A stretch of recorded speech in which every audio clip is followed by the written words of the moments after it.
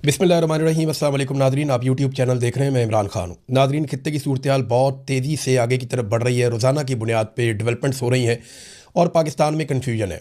पाकिस्तान की सरकार को कन्फ्यूजन इस बात की है कि पाकिस्तान ने खड़े कहाँ होना है, जाना कहाँ है। अगर फुल फ्लैज वॉर हो जाती है तो पाकिस्तान को पोजीशन लेनी पड़ेगी, क्योंकि अभी सऊदी अरब ने पाकिस्तान को बहुत पैसा दिया है और इसके अलावा अमेरिका का एक दबाव भी पाकिस्तान के ऊपर रहेगा और इसराइल की तरफ पाकिस्तान का एक झुकाव भी बढ़ता जा रहा है बोर्ड ऑफ पीस में जाने के बाद। तो पाकिस्तान को पोजीशन लेनी पड़ेगी। एक कन्फ्यूजन के माहौल में बहुत सारे ऐसे लोग हैं पाकिस्तान में जो एस्टेब्लिशमेंट के हामी जाने जाते हैं, वो वक्तन फ़वक्तन ईरान के ऊपर इल्ज़ामात लगाते हैं। उनका ये कहना है ईरान ने हमारी बेइज्जती करवाई, ईरान ने हमारी नाक नीचे लगवाई, ईरान ने हमारे साथ धोखा किया। इस किस्म के बयानात वो लोग दे रहे हैं। फील्ड मार्शल खुद गए लेकिन ईरान नहीं माना। देखिए, ईरान जंग के दौरान नहीं माना। हमें पहले ये देखना पड़ेगा कि हमला किया किसने, आगाज़ किसने किया लड़ाई का आगाज़ किया अमेरिका ने और ईरान ने। आयतुल्ला खामनाई जो सरबराह है मजहबी नौइयत के ईरान में, सुप्रीम लीडर हैं, उन्हें कत्ल किसने किया? अमेरिका ने और इसराइल ने। मासूम बच्चियों को पहले ही हमले में कत्ल कर दिया गया, बहुत बड़े पैमाने पे कत्लेआम हुआ। अब ये सारी चीज़ें होने पर ईरान ने सरेंडर नहीं किया। उन्होंने बहुत मार खाई लेकिन सरेंडर नहीं किया, बल्कि वो जवाबी कार्रवाई करते रहे। तो अब वो सिर्फ इसलिए सरेंडर कर दें क्योंकि हम कह रहे हैं कि आप कुछ मुतालबात ज़्यादा तस्लीम कर दें, हालांकि बात बन गई थी।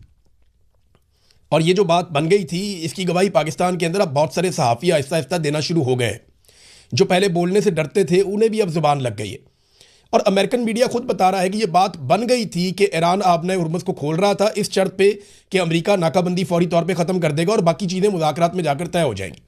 लेकिन डोनाल्ड ट्रंप ने नाकाबंदी को एक ताकत के तौर पर इस्तेमाल किया। इस वक्त अमेरिकी ताकत खित्ते में कहाँ कहाँ जमा हो चुकी है और किस तरीके से वो ईरान को घेरा डाल रहे हैं, इस पे मैं आपको मैप पे लेकर जाऊंगा। यानी हमें एक दफ़ा फिर जाना पड़ेगा मैप पे और चलते हैं मैप पे। जी नादरीन, तो ये है मैप और ये जनाब अमेरिका और ये वो रीजन है जहां लड़ाई चल रही है या जहां पे सारा फड्डा है। ये आपने थोड़ा सा याद रखना है कि समंदर कौन कौन से हैं। सिर्फ ये मैं आपको दिखाने के लिए वर्ल्ड मैप मैंने आपको दिखाया, पूरी दुनिया का नक्शा है ये, सिर्फ ये दिखाने के लिए कि यहां पे समंदर कौन कौन से हैं।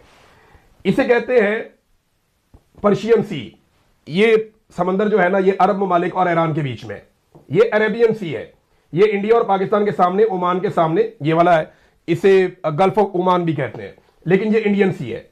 और इसके बाद ये वाला जो एरिया, इसको मेडिटेरेनियन सी कहते हैं। ये तीन समुद्रों को आपने याद रखना है, 1, 2 और ये 3। और ये रेड सी है, ये सऊदी अरब और अफ्रीकी ममालिक के बीच में। रेड सी मैंने आपको पहले बताया हुआ है। ये सिर्फ आप ये नक्शा देख लें, उसके बाद जरा यहां पे आप आ जाएं और आपको जरा क्लियर करके मैं दिखा देता हूं। ये जनाब ईरान है, ये पर्शियन गल्फ है, ये गल्फ ऑफ ओमान है। ये बिल्कुल छोटा सा एरिया है गल्फ ऑफ ओमान। ये आबना हुर्मुज़, ये इसके बाद गल्फ ऑफ ओमान। ये वो जगह है जहां से अमेरिका ने ब्लॉकेज लगाया हुआ है पाकिस्तान और ओमान के बीच में।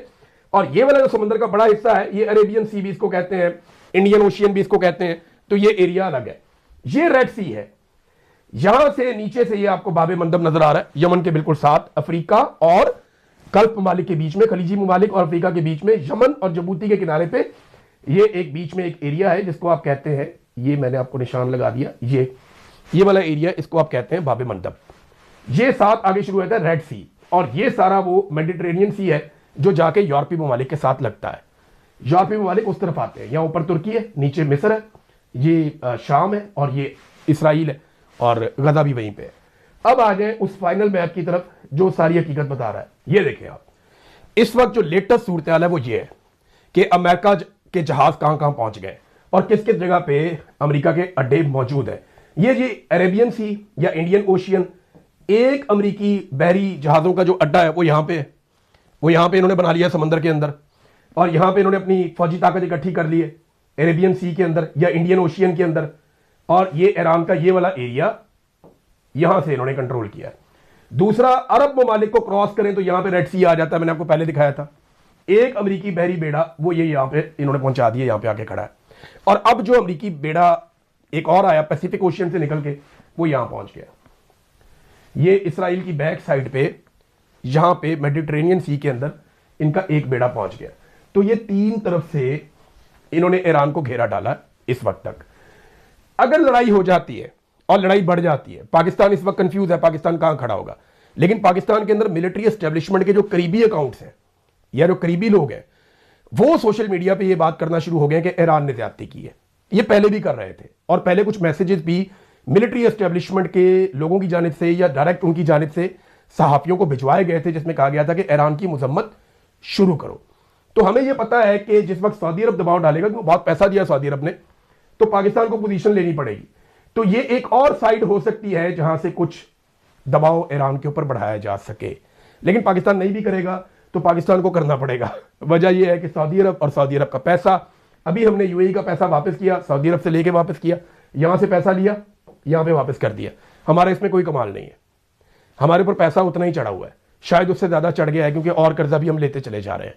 तो ये इस वक्त सिचुएशन है खित्ते में जहां पे अमेरिका ने अपनी इतनी फौज लाकर इकट्ठी कर दी है कि इस फौज के साथ पूरी एक जंग लड़ी जा सकती है।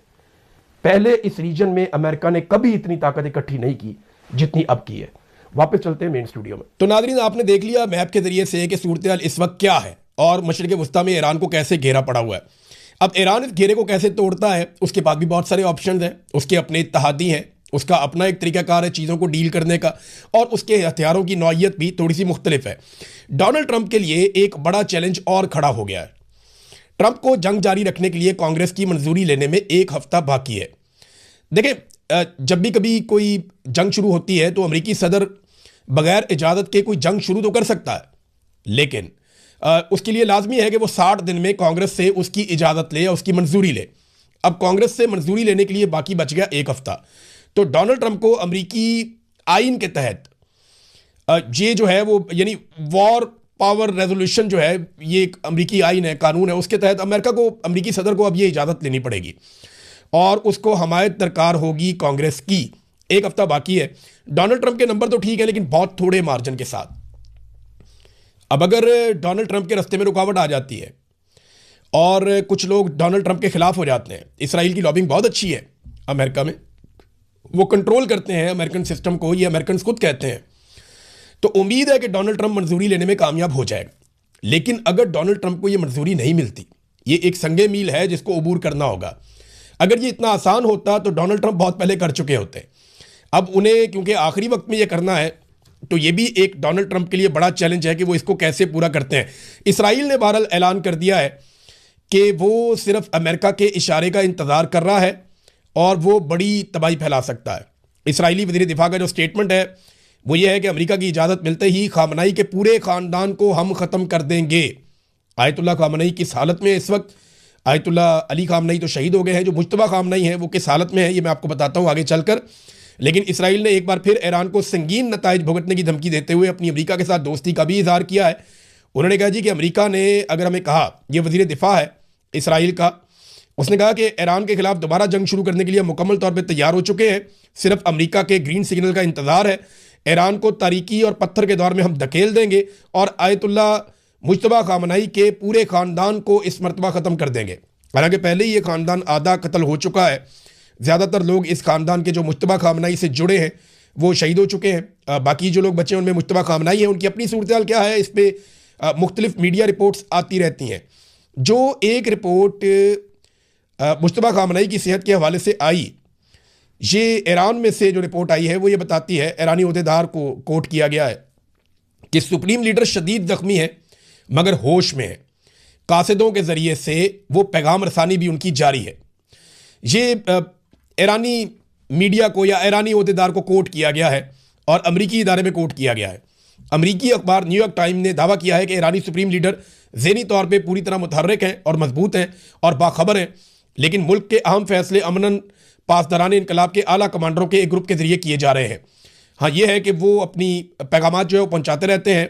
वो एक बड़ी महफूज जगह पे मौजूद हैं। जो फ़िज़ाई हमला किया गया था उसमें वो शदीद ज़ख्मी हो गए थे और अभी तक वो तिब्बी टीम की निगरानी में हैं। ईरान के सीनियर अहदेदार ने बताया कि सुप्रीम लीडर मुज्तबा खामनाई शदीद ज़ख्मी हैं मगर होश में हैं।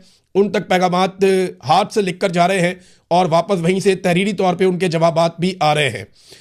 ईरानी सीनियर अहदेदार ने कहा कि इसराइली या अमरीकी निगरानी से बचने के लिए आला हुक्काम सुप्रीम लीडर मुज्तबा खामनाई के करीब नहीं जा रहे और पैगाम रसानी के लिए गैर रवायती मगर महफूज तरीके इस्तेमाल किए जा रहे हैं। ये सदियों पुराना तरीका है कि हाथ से ख़त लिख कर भेज दो और वहीं से ख़त वापस आ जाए। अच्छा, अब उनकी सेहत के बारे में ये बताया जाता है कि उनके ऊपर जो अटैक हुआ उसमें उनकी एक टांग के 3 सर्जरीज उनकी हो चुकी हैं मुबैना तौर पे इसलिए कह रहा हूं कि ये अमेरिकन मीडिया रिपोर्ट कर रहा है, ईरानी सोर्सेज से रिपोर्ट कर रहा है, तो इसलिए मैं आपको कह रहा हूं मुबैना तौर पे कि 3 मरतबा उनकी टांग की सर्जरी हुई है और इस बात का खदशा है कि शायद उनको जो है वो नकली टांग लगानी पड़े। लेकिन बार बार उनकी सर्जरीज की जा रही हैं। उनका हाथ जो शदीद जख्मी था वो अब बेहतर हो चुका है इस रिपोर्ट के मुताबिक। उनके चेहरे पे जो जख्म आए थे उनका भी इलाज जारी है और ये उम्मीद की जा रही है कि आयतुल्लाह मुज्तबा खामनाई को शायद जो है वो आने वाले वक्त में उन्हें कोई सर्जरी भी देनी पड़े, प्लास्टिक सर्जरी वगैरह कोई ऐसा काम करना पड़े।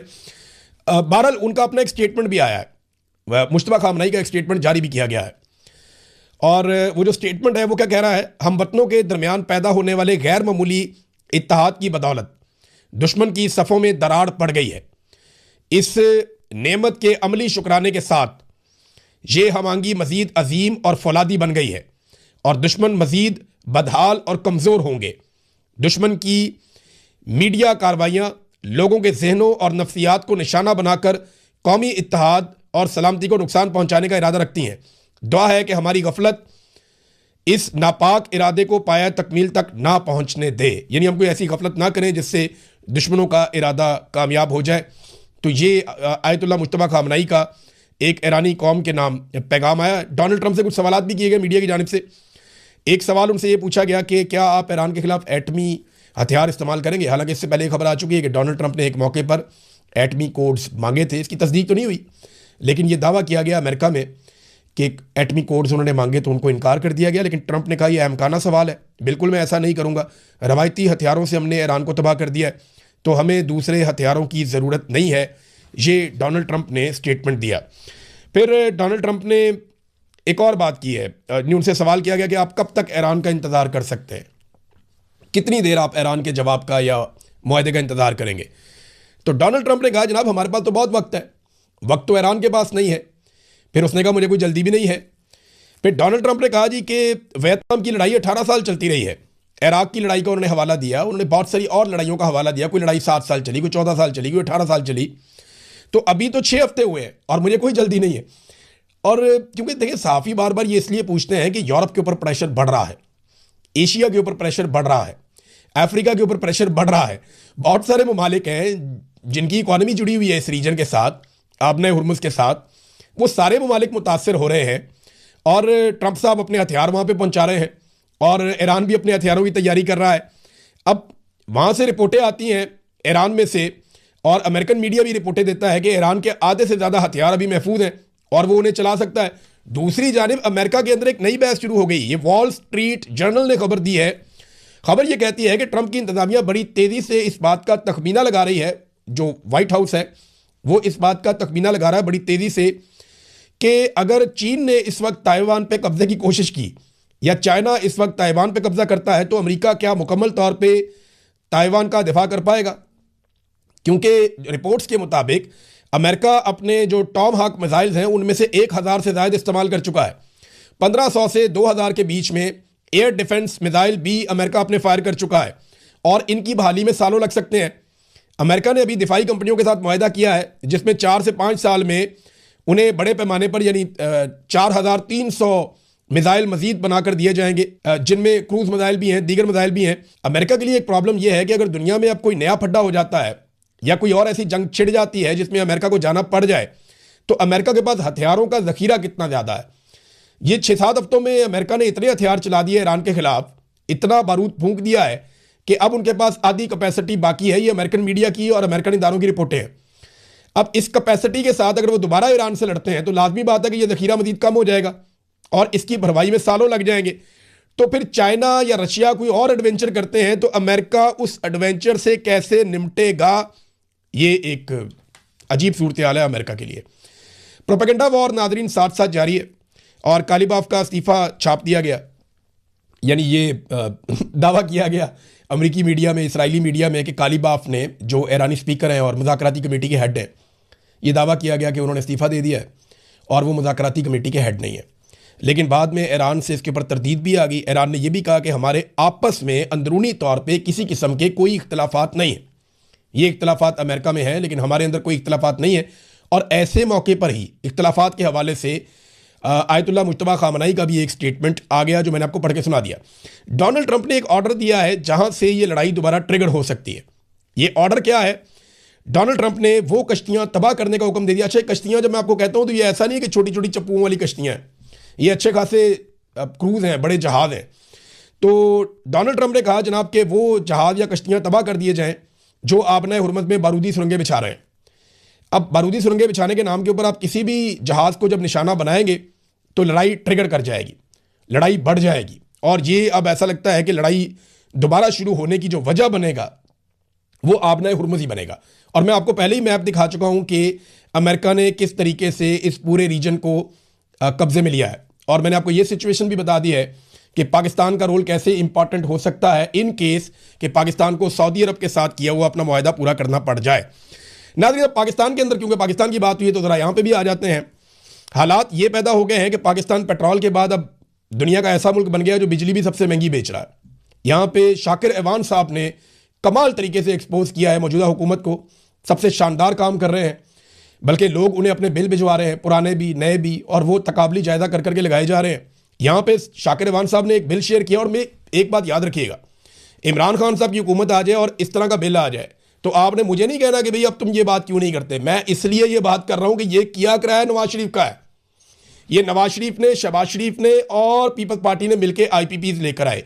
एक भी आईपीपी का मुआहदा इमरान खान के दौर में नहीं हुआ। ये सारा काम डिक्टेटर मुशर्रफ के दौर में और पीपल्स पार्टी और पीएमएलएन के दौर में हुआ। और इसमें जो सबसे बड़ा किरदार अदा किया, यानी अगर आप देखेंगे 70-80% किसी का किरदार है तो वो शरीफ खानदान का है, जो ये मंसूबे लेकर आए, जिन्होंने ये लगाए। अब कमीशने खा गए, क्या किया, किसकी जेब में पैसा जा रहा है किसी को कुछ पता नहीं है। हत्ता कि इस हुकूमत ने यह भी कर दिया कि सूरज की रोशनी पर टैक्स लगा दिया। अगर आप सोलर के साथ बिजली बनाएंगे, देखिए जिस मुल्क में आप बिजली मुहैया नहीं कर सकते, या तो हुकूमत आवाम को पूरी बिजली दे रही हो ना, हम पूरी और सस्ती बिजली दे रहे हैं, इसके अलावा अगर कोई अपनी बिजली पैदा करना चाहता है तो वो हमें टैक्स देगा, फिर तो बात समझ आती है। आप ना बिजली सस्ती दे रहे हैं, ना आप बिजली पूरी दे रहे हैं, बल्कि आप लोड शेडिंग कर रहे हैं। अब लोग अगर अपने आप को जिंदा रखने के लिए, अपने सर्वाइवल के लिए सोलर लगाते हैं, वो खरीदते भी खुद हैं, उसकी मजदूरी भी खुद देते हैं, अपनी छत के ऊपर लगाते हैं, अपनी प्रॉपर्टी के ऊपर लगाते हैं, जो चीज़ खरीदते हैं उसके ऊपर भी टैक्स देते हैं, और जो मजदूरी देते हैं उसके ऊपर भी टैक्स देते हैं। जब वो लग जाता है तो कहते हैं जी इसके ऊपर और टैक्स देना। सूरज की रोशनी से आप बिजली पैदा कर रहे हैं, सूरज की रोशनी पे लग गया नाज़रीन टैक्स। ये ऑक्सीजन पे भी टैक्स लगाएंगे। और ऐसा नहीं है कि इमरान खान आके इसको ठीक कर सकता है या कोई और आके इसको ठीक कर सकता है। ये मुआहदे कर दिए नवाज शरीफ ने, रस्से के साथ बांध दिया पाकिस्तानी कौम को एस्टेब्लिशमेंट के साथ मिलकर। अब ये जान नहीं छूटती है, बहुत मुश्किल है। ये एक और बिल आप चेक करें, ये बिल आ गया नाज़रीन, 73 यूनिट का बिल है और 12,871 रुपये फी यूनिट। अगर आप डिवाइड करें तो 175 रुपये 90 पैसे का यूनिट बनता है, लगभग 176 रुपए का एक यूनिट। और ये 73 यूनिट का बिल है, 100 यूनिट से भी कम का। 300 यूनिट तक की जिन्होंने बिजली मुफ्त देनी थी